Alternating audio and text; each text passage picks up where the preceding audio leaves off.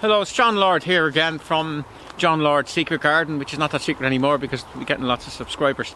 And we're going to talk about holly, and in particular European holly, which is derivatives of Ilex aquifolium.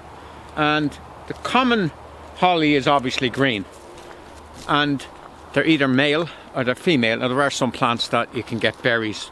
They have male and female on one plant, but generally it's either a male plant or a female plant. And the best way to have it is that you have the female plant in your garden and you get the berries, and the male plant is in the garden next door and he gives you the pollen. So you get the benefit of the berries and he has the pollen. But by and large people want a female holly because they want the berries. And as it happens, this is a male. And I think people say, well, how do you know it's a male? Well, it doesn't have berries. Now, but if you had a female plant and it wasn't being pollinated, it wouldn't have berries either. But hollies do have flowers, but the flowers are insignificant. Now we're 2 days to go, or 3 days to go to December, and holly's not normally in flower, but this holly happens to be in flower. It's a very old holly, it's at least 50 years old, and it is a male holly. And there are the holly flowers, and can you see the holly flower real close in where my finger is? You might see the three protuberances. They are the male parts, and they're yellow on top, which means there's pollen on them. That's a male flower. That plant will never have a berry. Now, a female flower has male parts as well, but they're so small they're nearly gone, barely visible, and the female part is really big. It's the part in the middle. It's like an embryonic berry. So if you look at hollies in the springtime, when they're flowering, you can identify them, whether they're male or whether they're female. Now that's the boring technical stuff out of the way. Now hollies, green hollies, variegated, and silver variegation, or golden variegation. So that's what you have. You have green, you have variegation, you have silver, you have gold. You can have variegation on the outside, which is the most common, and the green is on the inside, or less common is the variegation on the inside. And this plant over here, it's a female. As you can see, it has berries, and it's called Lawsoniana, and very, very good variety. Slow, but good. Now the thing about hollies is, hollies are slow, but it is really, really worth, if you're planting a holly, really good soil, loads of organic matter, because you want to get it to move. And if a holly moves, it can grow that much in a year, believe it or not. A holly can grow fast if it's in the right conditions. Now, this is an example. I want to show you something about this Lawsoniana. It's very slow and it has a tendency to revert. And what that means, it's going back to the way it's meant to be before us humans did this to it. This is the way it's meant to be, and that's how it started off, till some human found a piece like this and propagated it. But because that's just got green, it's much faster growing. So if you didn't remove these bits, eventually it would take over and you will just end up with a green holly. And any more reversion, there's a bit here.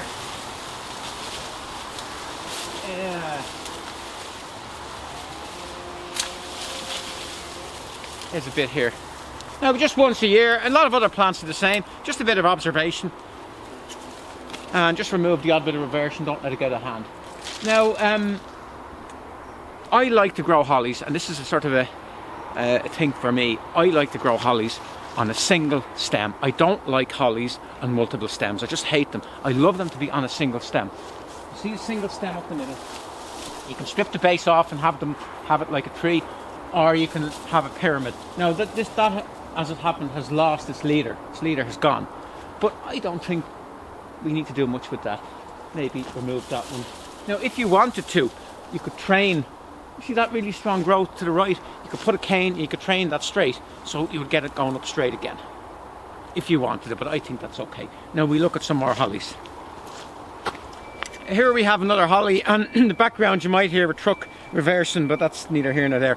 And this is Golden King, and it's actually a female. Somebody at the time didn't got the sexes mixed up, or maybe it was maybe, well, I won't go down that path because you could get into controversy, but anyway, it was misaligned. It was gender misaligned. It is actually a female, and if we look closely, well, I'll take a piece out. You can see this flower buds. They're flower buds. That's going to flower, we'll say, in February, and we'll see then. You'll see the female flowers. Now, I planted this here about 2 years ago, and it has made absolutely no progress. It's sat. That's the height it was when it went in. But it is healthy, and in the fullness of time, it will eventually start to grow up.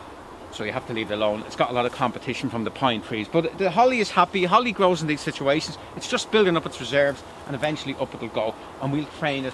We will train it to a pyramid, as we always do.